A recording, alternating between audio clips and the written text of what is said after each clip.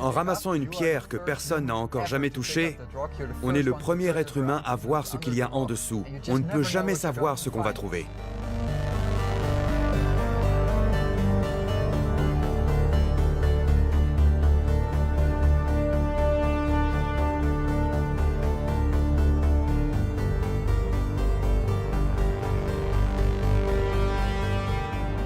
Cinq modules de transport, 2 d'habitation, 2 de support de vie et 1 de nourriture et de matériel. En 2022, des hommes et des femmes quitteront enfin la Terre pour arriver sur Mars en avril 2023.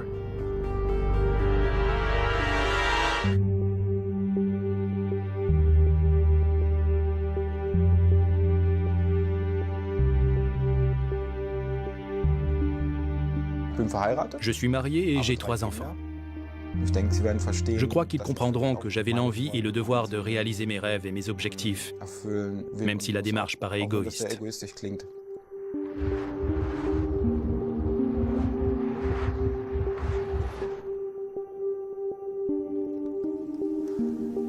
L'ouverture de l'écoutille est le premier pas sur Mars. Je crois que ce sera le moment le plus bouleversant et le plus intense.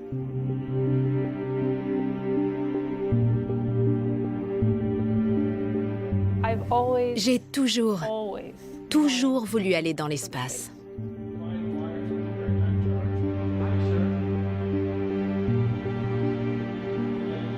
Si on gagne 1 milliard de dollars par semaine grâce à une excellente audience mondiale, alors 1 milliard, ce n'est pas une somme énorme. Rien ne pourrait me faire renoncer à saisir cette opportunité.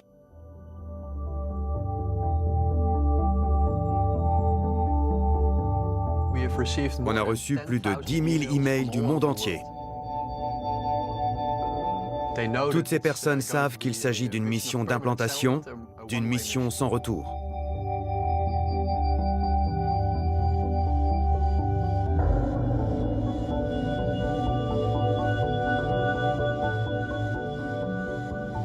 L'accomplissement même d'être parmi les 4 premiers à mettre le premier pas sur Mars, laisser un nom dans l'histoire.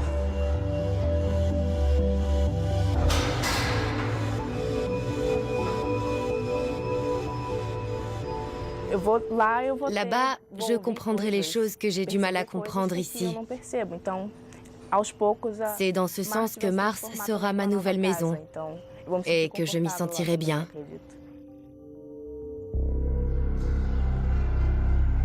Il ne faut pas se voiler la face. Donnons à l'humanité l'opportunité d'avoir une seconde chance.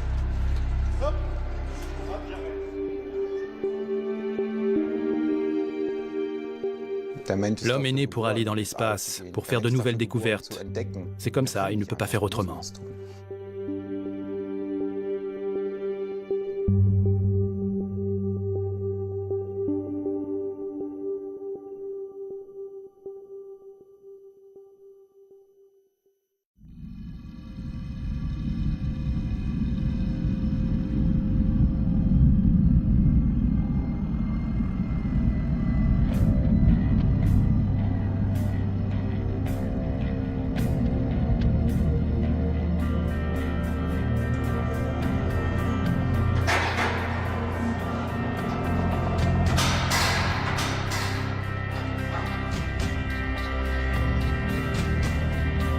En 2023, 4 astronautes atterriront sur Mars pour s'y implanter.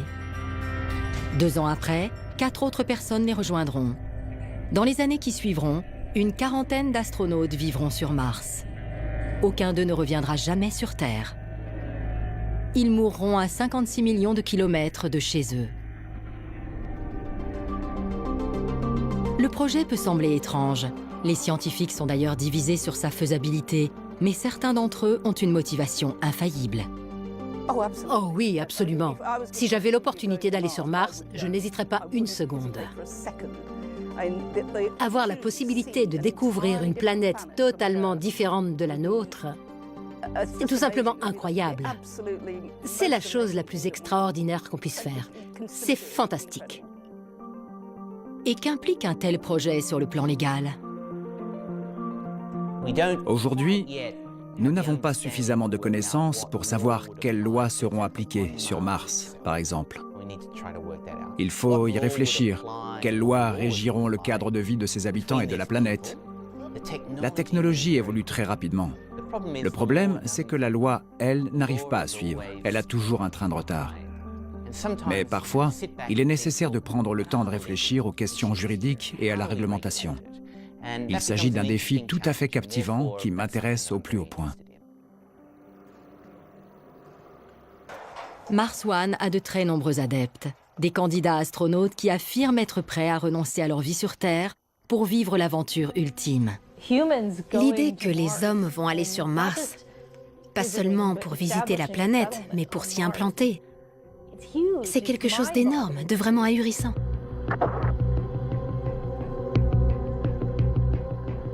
Ce qui caractérise le voyage sur Mars, c'est l'absence de gravité. Et j'ai hâte d'y être. Je suis comme un enfant qui attend Noël. C'est génial. Ensuite, qu'est-ce que je verrai quand on se posera sur Mars? Comment seront les couleurs? Comment sera le ciel? Comment sera-t-il quand il fera nuit? Quel genre de fossiles on va éventuellement trouver quand on commencera à creuser? On découvrira peut-être des créatures fossilisées qui prouveront que la vie existe sur d'autres planètes. Et ce serait une découverte fondamentale. C'est ça qui est passionnant.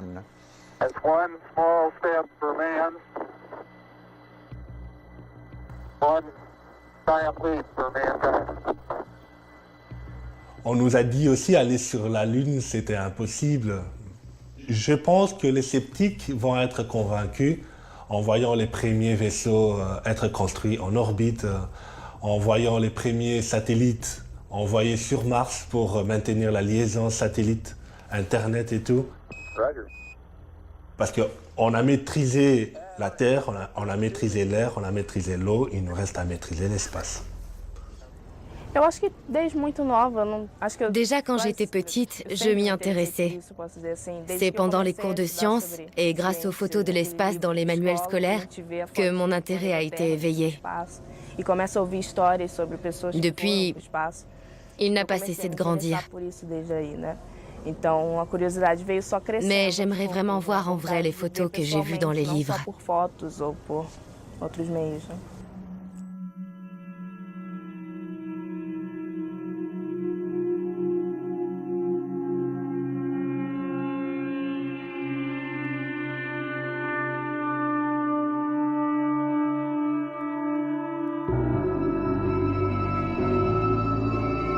Nous sommes le 31 janvier 2013. Bas Lansdorp, le fondateur du projet Mars One, écrit l'email suivant. Nous aimerions recevoir un commentaire de tous ceux qui pourraient poser leur candidature pour le projet. Nous souhaitons surtout savoir pourquoi vous voulez aller sur Mars. Bas Lansdorp ajoute aussi toutes les adresses des visiteurs du site Mars One et clique sur le bouton « Envoyer ».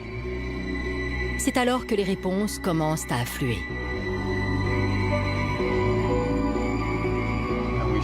Nous avons commencé à recevoir des réponses. Au début, on avait 5 à 6 emails par minute. De nombreuses personnes affirment que leur désir d'aller sur Mars est profondément ancré en elles. D'autres déclarent qu'elles souhaitent aider l'humanité à avancer. Des Américains, des Russes, des Brésiliens, des Iraniens, des Égyptiens, des Japonais, des Chinois. C'est-à-dire tout le monde. Nous avons même reçu des candidatures de Syrie, ce qui est assez surprenant compte tenu de la situation dans le pays. Mais même là-bas, on a entendu parler du projet. Quelques personnes l'ont trouvé suffisamment excitant pour nous envoyer un email en nous disant qu'elles souhaitaient aller sur Mars. En quelques semaines, le compteur affiche 10 000.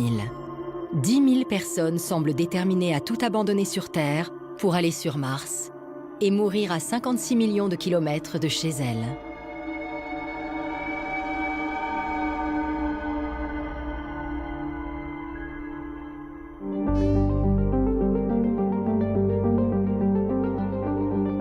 Avec un groupe de cofondateurs, Bas Lansdorp voyage à travers l'Amérique dans le but de sélectionner du matériel pour la mission.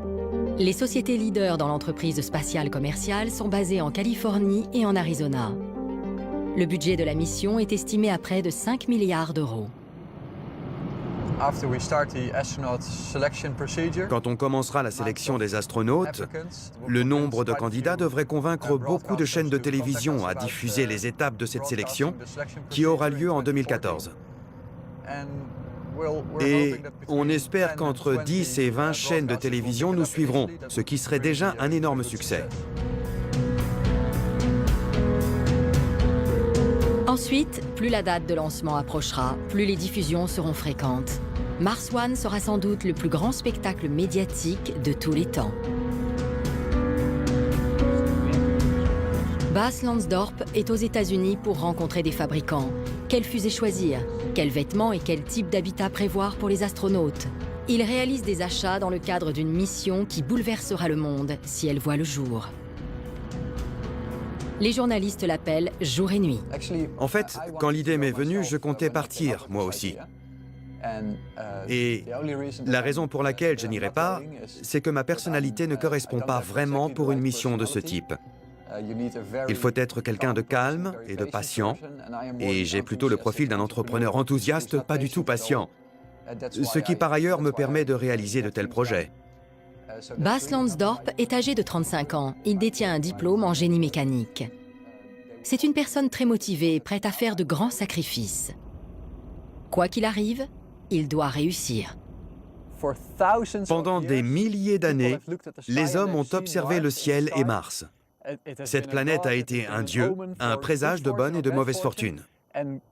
Nous vivons aujourd'hui à une époque où nous pouvons aller sur cette planète. On y a déjà envoyé des robots d'exploration, mais les hommes aussi peuvent y aller. Aujourd'hui, l'homme a la possibilité d'explorer Mars, qui est dans notre imagination depuis plusieurs milliers d'années. Cette idée est très évocatrice. La fusée qui a été retenue pour la mission est développée par la société SpaceX à Los Angeles. C'est elle qui fournit actuellement les équipements de la Station spatiale internationale. La fusée qui pourra effectuer le voyage sur Mars est en cours de fabrication et porte le nom de Falcon Heavy. Le lancement de la Falcon Heavy représente un coût de plus de 100 millions d'euros. Cette animation est réalisée par SpaceX. La NASA étudie également la possibilité d'une mission sur Mars, avec une différence fondamentale. Dans son projet, elle prévoit que les astronautes retournent sur Terre sains et saufs. C'est pourquoi une deuxième fusée devra être construite et lancée depuis Mars pour assurer le voyage du retour. Le projet est presque infaisable sur le plan technique et extrêmement coûteux.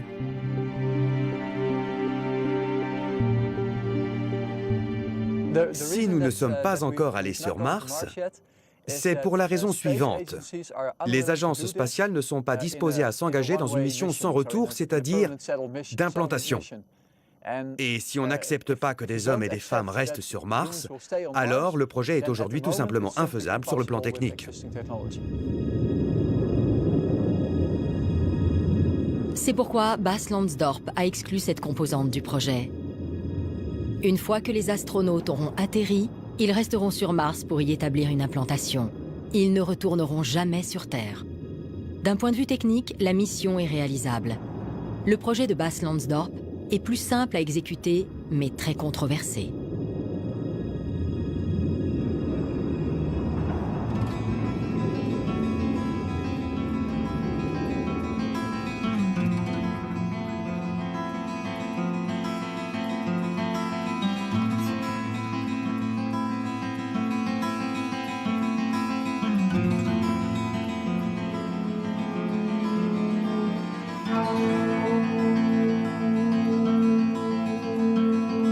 Stefan Günther est âgé de 44 ans et vit près de Berlin. Stefan est pilote et développe des logiciels pour l'industrie aérospatiale. Il travaille à Berlin, à Benidorm en Espagne et en Floride. Il a toujours rêvé d'être astronaute. C'est ancré en moi très profondément depuis longtemps. Aussi loin que je me souvienne, j'ai toujours voulu être astronaute et voler dans l'espace. Pour moi, il est clair qu'un jour, ça se produira. J'ai essayé d'orienter ma vie dans cette direction. J'ai envie de découvrir des choses, de vivre de nouvelles expériences. On a tous la même motivation, la curiosité. On veut apprendre de nouvelles choses, vivre autre chose. C'est tout simplement un désir qu'on a. Stéphane est marié et a 3 enfants. Je n'aurais pas été honnête envers moi-même si je n'avais pas été candidat pour cette mission. En voyant les choses de façon positive, ma famille et moi disposons de 10 années pour nous préparer à la séparation. Ce n'est pas donné à tout le monde. Il arrive souvent que le mari ou la femme partent le matin et un accident de voiture et ne reviennent plus jamais à la maison. Et personne n'a eu le temps de faire ses adieux. On peut voir le mauvais côté des choses, mais Mars One nous offre un gros avantage. Nous avons 10 ans pour nous préparer à la mission et pour nous dire qu'un jour, je ne serai plus là. Ce sera la source de nombreuses expériences enrichissantes qui nous permettront d'avancer.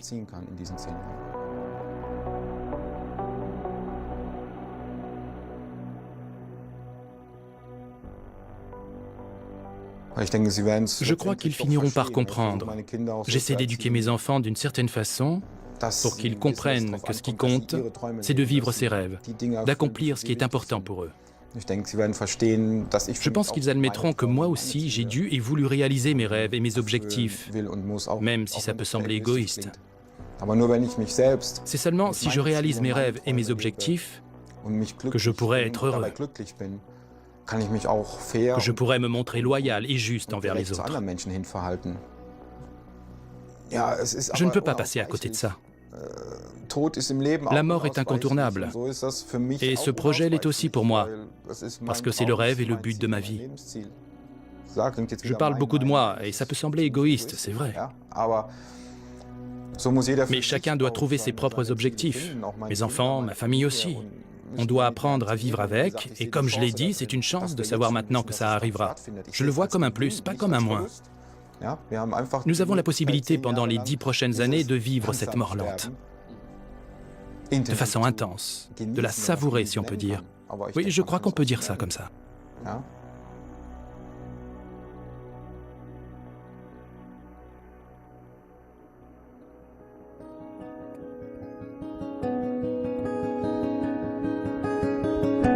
Béatrice Roriz est âgée de 21 ans.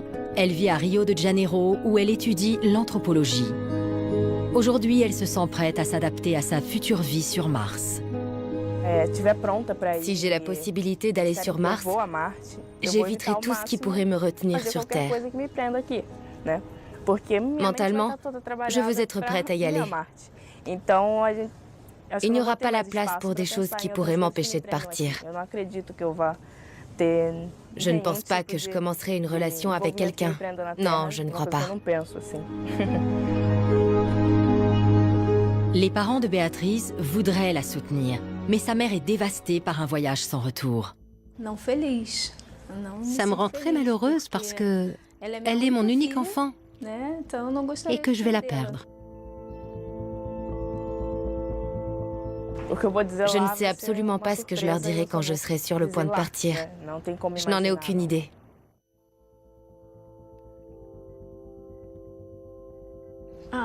Les derniers mots que je lui dirai bien sûr que je l'aime et que je serai toujours sa mère. Que quoi qu'il arrive, elle sera toujours la chose la plus importante de ma vie. C'est vraiment difficile.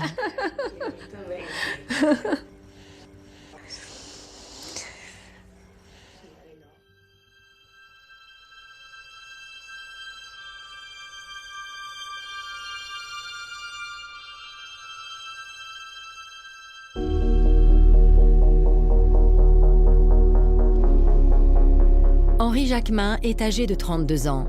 Il est d'origine congolaise et vit à Bruxelles. Il est le père de 2 enfants, l'aîné a 5 ans et le plus petit a 2 ans. Ils sont encore trop petits pour qu'Henri leur parle de son projet. Quand tu as un projet de vie que tu vas accomplir, que ce soit pour le bien de l'humanité ou pour ton propre bien, et pas sacrifier. C'est donner une richesse que j'aurais jamais pu avoir l'opportunité de donner si j'avais pas eu cette opportunité. C'est vraiment donner, laisser un nom, laisser dans l'histoire des traces, accomplir quelque chose que tout le monde va être content Et imaginez l'exploit même pour un humain d'arriver sur une autre planète. De nombreux astronautes se comparent aux explorateurs de l'époque des grandes découvertes. Lors de ces expéditions, l'incertitude faisait également partie intégrante de leur mission. Aujourd'hui, Henri s'est rendu dans l'Eurospace Center au sud de la Belgique. Je fais partie d'un projet qui est vraiment à la hauteur scientifique inimaginable. On ne peut qu'être scientifique pour participer à ces projets. Oui, je me ressens en tant qu'informaticien scientifique, j'ai fait des cours scientifiques. Nous arriverons à faire ces beaux projets qui est quitter la Terre, arriver et coloniser Mars. Il faudrait que la technologie nous aide pour cela et il faut les moyens pour cela. C'est tout ce qui nous manque. La volonté y est.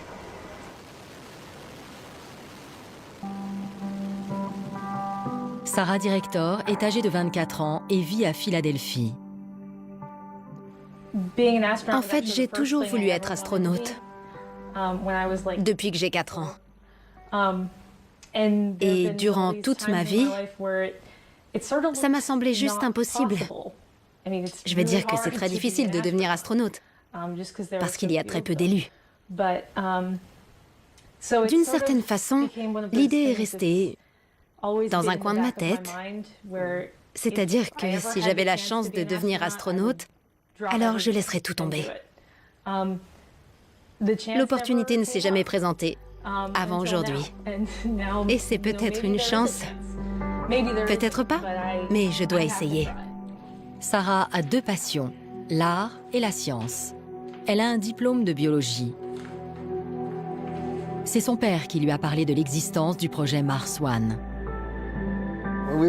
On a toujours encouragé Sarah à faire des choix. Vous savez, de réfléchir au comment et au pourquoi. Le projet ne se fera peut-être pas dans 10 ans. Il peut prendre du retard.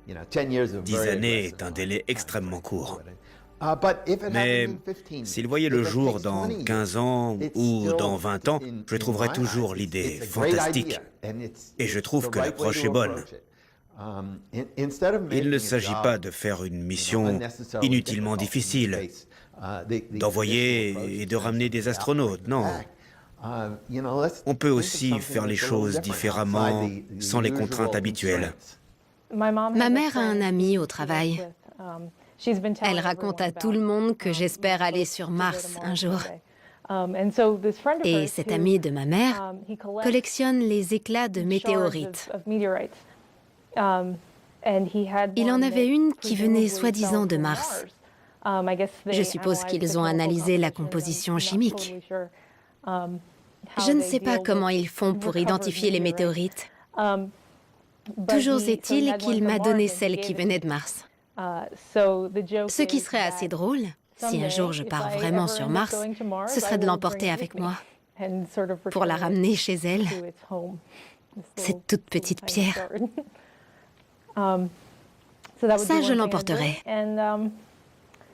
Autre chose que je voudrais absolument avoir est un album, avec les photos de toutes les personnes à qui je dirai au revoir. À part ça, je ne vois pas ce que je pourrais emporter d'autre. Peut-être des souvenirs de mon enfance. Mais j'ai l'impression que la différence entre la vie d'ici et la vie sur Mars, dans un habitat clos, est tellement énorme qu'elle est impossible à combler par des objets. Je pense que je pourrais rapporter sur Mars tous les objets de la Terre. Je ne me sentirais pas pour autant comme à la maison, comme si c'était ma maison. En fait, il faudra que j'invente un nouveau chez moi, une nouvelle maison. C'est pourquoi je ne pense pas emporter beaucoup d'objets. Si aujourd'hui vous aviez 18 ans, que feriez-vous? J'hésiterai pas une seconde. Je serai en première ligne. Mars et la Terre sont en orbite autour du Soleil à des vitesses différentes, comme c'est illustré dans cette animation. Un voyage sur Mars n'est possible que tous les 26 mois, lorsque la distance entre la Terre et Mars est la plus réduite. C'est ce qu'on appelle la fenêtre de lancement. À ce moment-là, la distance est de 56 millions de kilomètres. Passé la fenêtre de lancement, il faudra attendre 26 mois avant un prochain voyage sur Mars.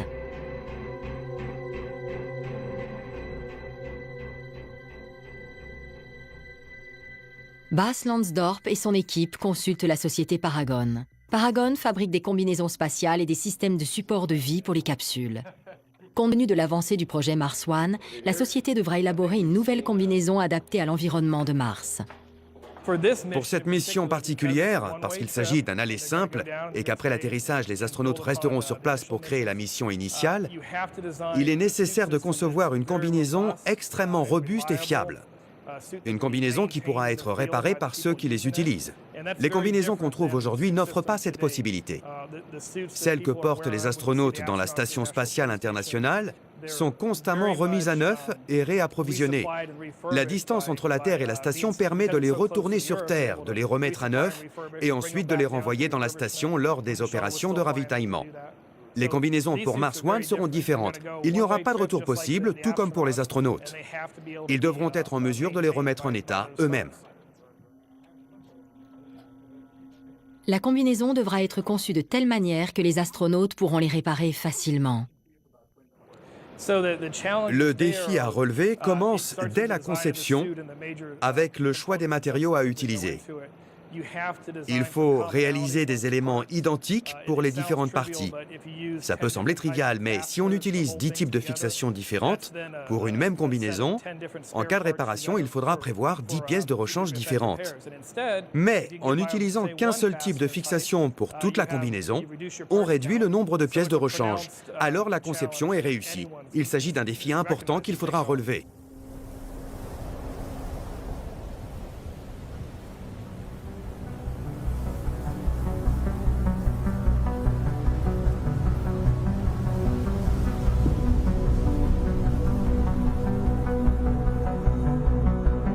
L'idée est que les astronautes cultivent des denrées alimentaires pour être autonomes.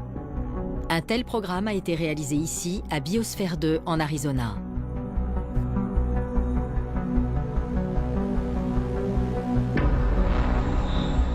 Il s'agit du plus grand écosystème fermé jamais construit, qui ressemble à une immense serre. Son but n'est pas lucratif, mais pour servir la recherche scientifique. Ces 13 km² englobent un désert, un océan, des mangroves, une savane et même une jungle. Taber McCallum est l'un de ses fondateurs. Accompagné de 7 scientifiques, il est resté pendant 2 années en immersion totale dans Biosphère 2. Vivre avec une petite équipe dans un environnement isolé n'est pas quelque chose de naturel. En tout cas, pas dans nos cultures occidentales. Je pense qu'en Orient, certaines populations y sont plus habituées. Ça veut dire qu'il est possible de s'y adapter. C'est aussi une question personnelle, en fonction du caractère de chacun et de sa capacité à gérer ses démons au fil du temps. On peut faire l'analogie avec une expérience monastique. L'objectif est de savoir s'il est possible de survivre dans un écosystème fermé sur une autre planète. Un système de soutien de vie redondant et extrêmement fiable est nécessaire. Parce qu'en allant sur Mars, il n'y aura pas de retour en arrière possible. La fiabilité du système est l'une des questions majeures qui devra être maîtrisée à 100%. De nombreux aspects relatifs au voyage sur Mars ont été réglés, comme la navigation et l'engin spatial. Mais le système de support de vie est un domaine sur lequel nous devons encore travailler. Vous faites appel à une nouvelle technologie? Elle n'est pas nouvelle, mais cette technologie n'est pas encore adaptée pour une durée aussi longue. Assurer la survie d'un groupe de personnes aussi longtemps est un véritable défi. À terme, l'air sera produit par les plantes comme sur la Terre. Mais au début, on devra utiliser des méthodes physiochimiques pour régénérer l'air. On pourra facilement envoyer le nécessaire sur Mars quand la base sera en construction.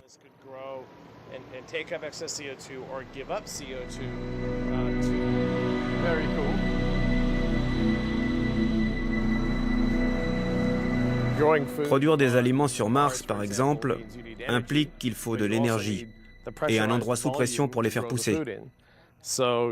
Les plantes doivent avoir un bon rendement par rapport à l'énergie utilisée et avoir une capacité de production importante compte tenu de l'espace qui sera réduit, parce que ce n'est pas facile de créer un environnement pressurisé. Par exemple, pour faire une pizza, ça nous a pris 4 mois. Dans Biosphère 2, on avait des chèvres qui nous ont donné du lait. On avait planté, fait pousser et récolté de la mauvaise herbe qui avait été transformée en pâte à pizza. Ensuite, on y avait ajouté du fromage qui avait demandé beaucoup de temps de fabrication. La première pizza sur Mars sera cool. Qu'est-ce que ce sera? Une pepperoni? Transformer le porc en pepperoni prendra un certain temps. Je crois que la première sera une belle pizza aux chèvres et aux champignons. Autonome, intelligent, ayant l'esprit d'équipe, polyvalent, équilibré et aimant travailler en solitaire sont les critères de sélection les plus importants auxquels les candidats astronautes devront correspondre. Norbert Kraft est le médecin responsable de la mise en œuvre du programme médical de Mars One. La formation complète des candidats durera 8 ans. L'élément clé de la formation sera la mise en situation durant laquelle les astronautes vivront dans un environnement clos plusieurs mois d'affilée. Lorsque les candidats auront été sélectionnés, ils devront vivre dans un habitat qui sera aussi proche que possible de celui de Mars. Ainsi, ils pourront faire leur propre expérience et savoir s'ils supportent ou non cette vie. S'ils n'en faisaient pas l'expérience, comment pourraient-ils le savoir? Certains d'entre eux pourraient penser qu'ils en sont capables, mais une fois en situation, ce n'est pas le cas. 4 candidats seront choisis pour le premier voyage sur Mars. La réussite du projet dans sa globalité dépendra de ces 4 personnes. C'est pourquoi Norbert Kraft devra tout savoir sur eux. Ils seront formés et observés pendant 5 à 10 années lors d'un véritable travail d'équipe. Ainsi, nous pourrons savoir lesquels seront les meilleurs. Pour survivre dans le cadre du projet Mars One, les astronautes devront acquérir un nombre important de nouvelles compétences. Ils devront être capables de réparer l'électricité et la structure des édifices, de réaliser des cultures dans des espaces réduits, de gérer des actes médicaux de routine et d'urgence, comme par exemple des contrôles dentaires, des problèmes musculaires ou des fractures.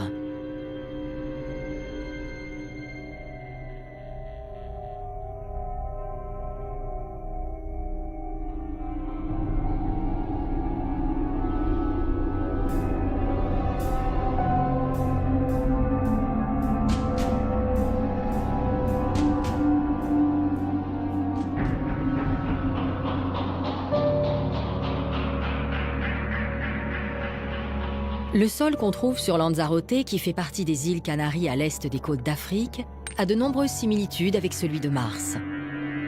Ian Crawford et Hilary Downs, tous deux professeurs en sciences planétaires, se trouvent sur l'île avec leur groupe d'élèves pour étudier le sol. Une mission sur Mars comporte de nombreux dangers. Si le risque que représentent les radiations, la pesanteur et les poussières toxiques de Mars peut être maîtrisé, les 2 scientifiques pensent que la mission a des chances de réussir. Pour autant, ce risque auquel les astronautes seront exposés est-il acceptable? Il y a des radiations et la possibilité d'inhaler des poussières chimiques. En prenant en considération les dangers, on peut trouver un moyen pour réduire les risques autant que possible. Mais vous le savez, le risque zéro n'existe pas. L'un des dangers les plus importants est ce qu'on appelle les éruptions solaires. De temps à autre, le Soleil émet des doses massives de radiation sous forme de gigantesques jets de matière. L'atmosphère qui entoure Mars est si mince que les astronautes ne seront pas en mesure de survivre au rayonnement, sauf s'ils disposent d'une protection adaptée. Selon le professeur Ian Crawford, les tunnels de lave pourraient apporter cette protection. Des photos prises sur Mars montrent que de nombreux tunnels de lave existent.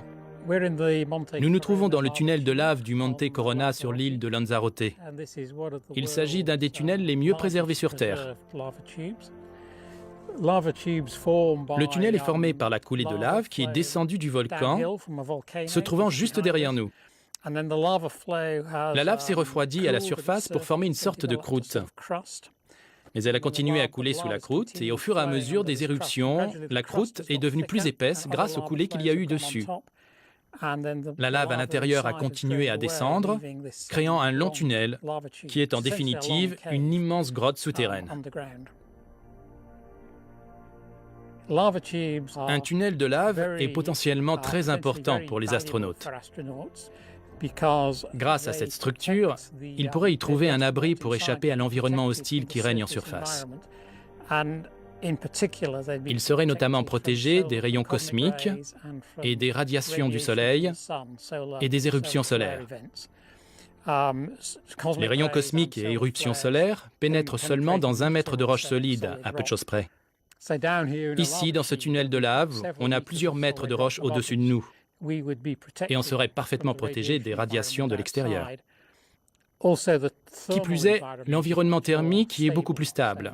Au lieu d'avoir des variations de température extrêmes entre le jour et la nuit, dans un tunnel de lave, elle est constante, ce qui, d'un point de vue technique, est beaucoup plus simple, parce qu'on a à se soucier de la résistance des matériaux qui se dilatent et se contractent en fonction de la température.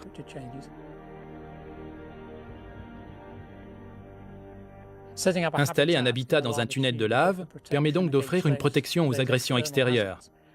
Mais bien sûr, il y a un autre avantage. Si le but est de chercher des traces de vie sur Mars, nous savons déjà que la surface est un environnement très hostile pour toute forme de vie. Par contre, nous connaissons l'existence des tunnels de lave et savons qu'à l'intérieur, les conditions de vie y sont beaucoup moins extrêmes. Pour les mêmes raisons que l'être humain pourrait envisager d'y établir une base, une forme de vie qui se trouverait sur Mars migrerait aussi dans un tunnel pour se protéger de l'environnement extérieur. Dans ces conditions, un tunnel de lave n'est pas seulement un endroit propice pour l'établissement d'une base ou d'une colonie, mais aussi pour y mener des recherches scientifiques. Si on cherche des traces de vie sur Mars, alors ces tunnels offrent une bien meilleure perspective que le sol rouge et poussiéreux de la surface. Vous savez, si je peux apporter quelque chose au niveau scientifique et aussi sur le plan humain, pour empêcher les gens de devenir fous, alors je serai peut-être la première martienne à faire des peintures rupestres dans nos habitations.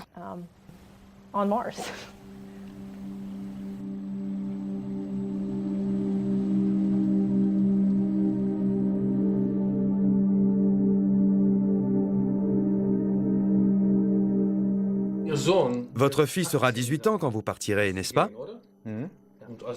S'il vous disait, par exemple, 1 an ou 3 ans avant le jour fatidique, « S'il te plaît, papa, reste avec nous », que feriez-vous? La réponse la plus convenable serait « D'accord, je laisse tout tomber ». La plus honnête serait « Malgré tout, je veux réaliser mon rêve, aussi dur que ça puisse être ».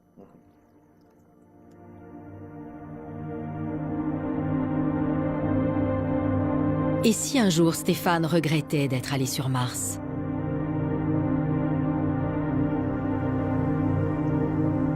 Il faudra que je vive avec, que je m'y fasse. Je ne crois pas qu'on puisse éviter d'avoir des regrets. Il y a toujours quelque chose qu'on regrette.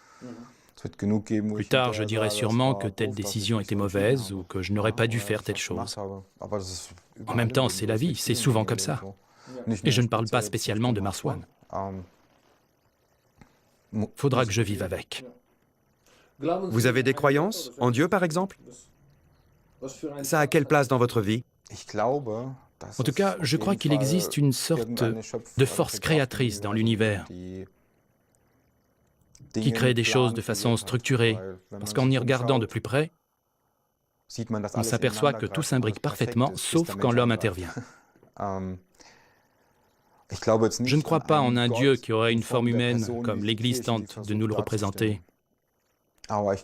Mais je pense qu'au-delà de ce que nous voyons et de ce que nous comprenons aujourd'hui, il y a quelque chose. Mais pas dans le sens de la religion classique.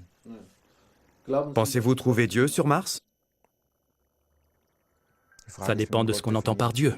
Le vôtre. Vous allez faire l'expérience d'une nouvelle dimension. Absolument. Il s'agit de l'élargissement du champ de la conscience. C'est exactement ça. On élargit le champ de sa conscience, on prend conscience d'autres choses, ou on réalise peut-être des choses du passé dont on n'avait pas conscience, mais qui étaient restées dans notre mémoire. C'est certainement une expérience très spirituelle, quel que soit le sens qu'on lui donne. Il suffit de regarder en arrière. Quand on a interrogé les astronautes du programme Apollo, il y a souvent eu cette réponse, qu'ils avaient énormément progressé sur le plan spirituel, que leur vision de la vie sur Terre, de leur propre vie et de celle par rapport à notre petite planète bleue avait changé, et que tout était si fragile. Et aussi qu'on devrait apprécier et profiter de ce qu'on avait. Ici? Oui, de ce qu'on avait sur Terre. Par exemple, de notre atmosphère qui est tellement mince. On devrait la traiter différemment, la planète aussi, mais oui, je pense que je ferai cette expérience fondamentale. J'espère vraiment avoir ce choc spirituel qui me permettra d'élargir le champ de ma conscience. Absolument. Même si Ian Crawford et Hilary Dons pensent que Mars One n'est pas réalisable dans un délai de 10 ans, ils croient néanmoins en la faisabilité d'un tel projet. En effet, aujourd'hui, les gouvernements sont confrontés à des barrières morales et politiques. Après que les Américains aient envoyé les astronautes d'Apollo sur la Lune fin des années 60, début 70, et que le projet Apollo a été abandonné et les financements coupés, je crois que personne ne pouvait s'imaginer qu'aucun astronaute n'irait plus jamais sur la Lune pendant 40 ans. Et jusqu'à aujourd'hui, personne n'y est retourné. Voilà ce qui arrive quand ces projets sont à la merci de coupes budgétaires, de l'arrivée au pouvoir d'un nouveau gouvernement qui pense que d'autres sujets sont beaucoup plus importants. C'est pourquoi un programme spatial piloté par un ou deux dirigeants audacieux de sociétés privées est peut-être plus efficace que lorsqu'il est géré par une agence gouvernementale.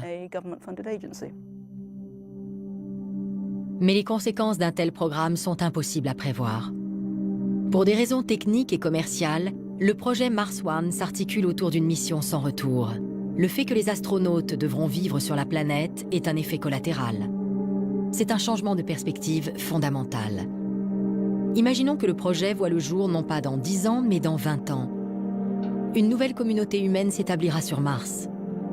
D'un point de vue éthique, comment appréhender cette question? Et du point de vue du droit, y a-t-il des lois à appliquer dans l'espace? Stephen Freeland, professeur à l'Université occidentale de Sydney, est expert en droit spatial.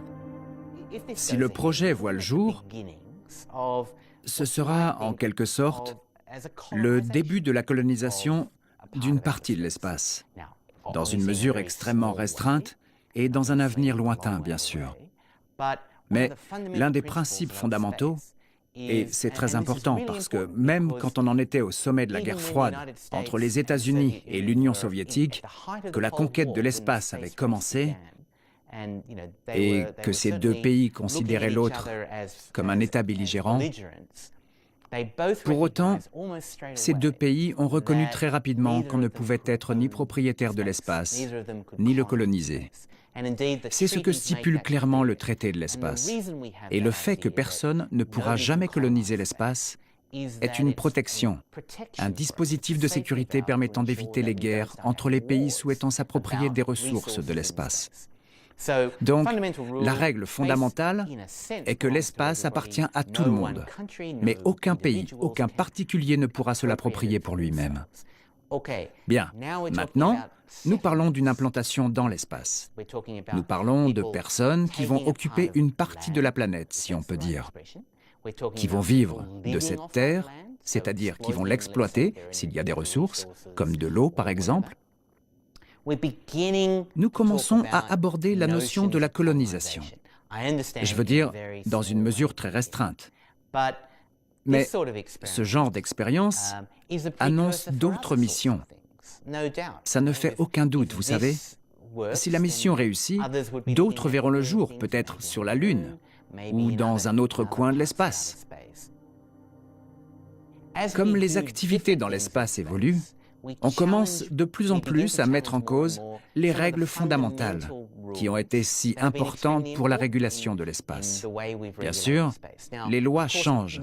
Elles changent de différentes manières, pas seulement dans le domaine de l'espace, mais aussi dans ceux où le droit international est appliqué. Les lois changent. Aujourd'hui, le traité de l'espace doit peut-être changer. Ce que je veux dire, c'est qu'avant de changer certaines règles fondamentales qui ont parfaitement rempli leur rôle, nous devons clairement savoir pourquoi nous les changeons, quelles en sont les conséquences et les risques éventuels.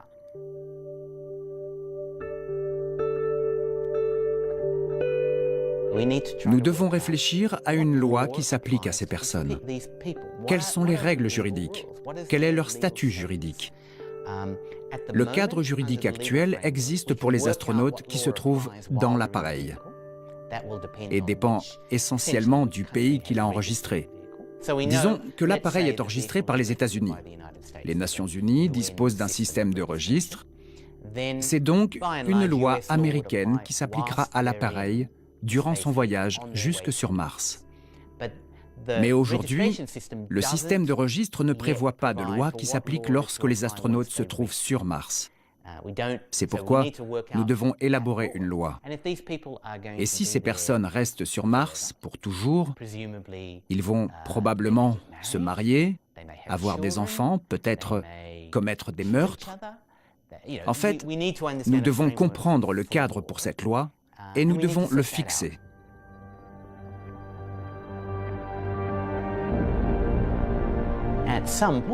À un moment donné, il faudra se poser la question quant à la nécessité de créer de nouvelles lois adaptées à ce cas particulier. Parce qu'en fonction de la situation locale sur Mars, on pourrait avoir besoin de lois différentes. C'est vraiment une question très complexe, philosophique même. Vous savez, si vous créez un système juridique pour un nouveau type d'environnement, vous avez l'occasion, mais aussi la responsabilité d'élaborer un principe qui fait sens. Dans quelle mesure allons-nous autoriser un tel développement?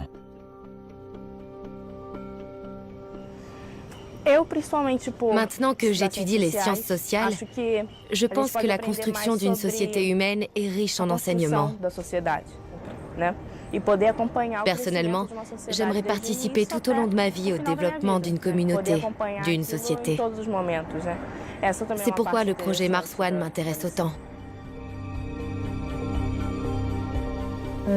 Vous savez, les choses qu'on a l'habitude de faire tous les jours,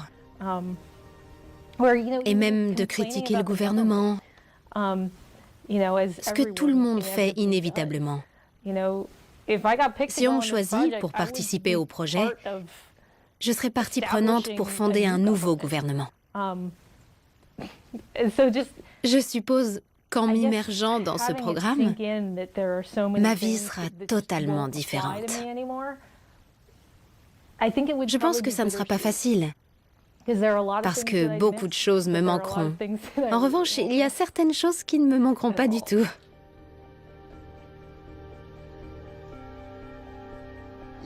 Vous savez, chacun doit choisir sa vie. Ou plutôt, chacun devrait avoir la chance de pouvoir la choisir. La plupart d'entre nous avons dû adopter un plan B. Au départ, on a des projets.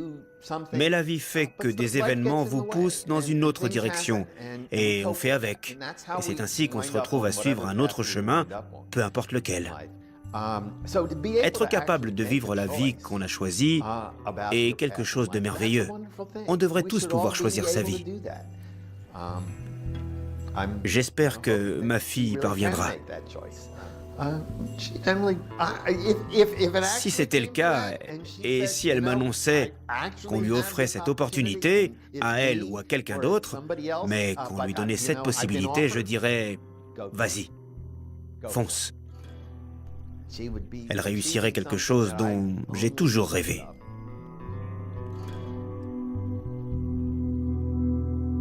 Indépendamment de ce que l'on pense du projet Mars One, on ne peut pas nier qu'il a enflammé beaucoup d'hommes et de femmes partout dans le monde. Le nombre de candidats est extraordinaire. On a reçu plus de 78 000 candidatures. C'est vraiment incroyable. En parler aujourd'hui, c'est facile. Mais comment ce sera 2 heures avant le décollage? Ça, c'est autre chose. Quand on sera devant la fusée et qu'il faudra dire adieu, ce sera tellement différent de maintenant, de la perspective actuelle, c'est sûr. C'est difficile d'y penser? Aujourd'hui, non. À cause des 10 années d'intervalle, de la distance de sécurité, la safe distance.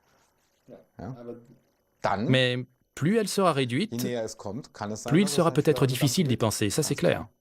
Aujourd'hui, la distance me protège encore. C'est sûr. Si on me donnait l'opportunité d'aller sur Mars, je serais prête à mourir là-bas.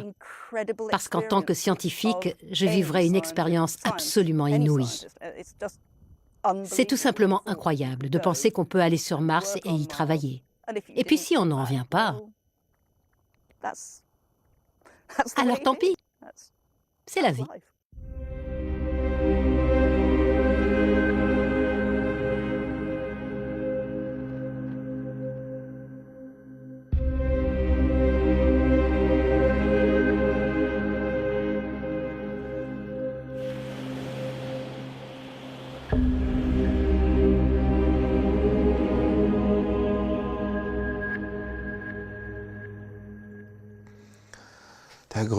L'inconvénient le plus important qui me vient à l'esprit, c'est que je ne pourrai plus profiter de la nature sur Terre. Il n'y aura plus cet air pur. La neige, les plantes, bien qu'il y en aura dans la serre. Mais il n'y aura pas les odeurs qu'il y a sur Terre. Toutes ces choses n'existeront plus. Il faudra bien sûr s'y habituer. On ne pourra plus sentir le soleil sur sa peau. Il y aura toujours un écran, du verre, une isolation, la combinaison spatiale. Il n'y aura plus le bruit de la mer. Je ne pourrai plus marcher pieds nus dans l'eau. Ça n'existera plus. Je pense que c'est ce qui nous manquera le plus. Ce lien avec la nature qu'on avait sur Terre, parce qu'on sera vraiment plongé dans un environnement artificiel. À mon avis, c'est l'inconvénient majeur. Il faut être capable de se concentrer sur les choses qui nous enrichissent, pas sur celles qu'on perd. Les nouvelles impressions, les nouvelles connaissances, les émotions, les couleurs, les progrès scientifiques qu'on fera grâce à cette mission, les traces qu'on laissera derrière nous. Je pense que c'est aussi un point très important. Il s'agit d'un aspect dont on n'a pas encore parlé, mais qui est très important pour moi. Quand je quitterai, non pas cette planète, non mais je dois changer ma façon de penser. Quand ma vie s'arrêtera, le jour où ma vie prendra fin, je voudrais laisser une trace derrière moi. C'est aussi un point très important. On n'en a pas encore parlé. Je dirais que c'est quelque chose qui me fait avancer. Et avec cette mission, on laisse une trace auprès des enfants et de la génération d'après, des petits-enfants. On ne s'efface pas purement et simplement. Au cours des décennies à venir, quelqu'un dira un jour, c'est lui qui a fait partie des premiers à partir en mission sur Mars. Laisser une trace.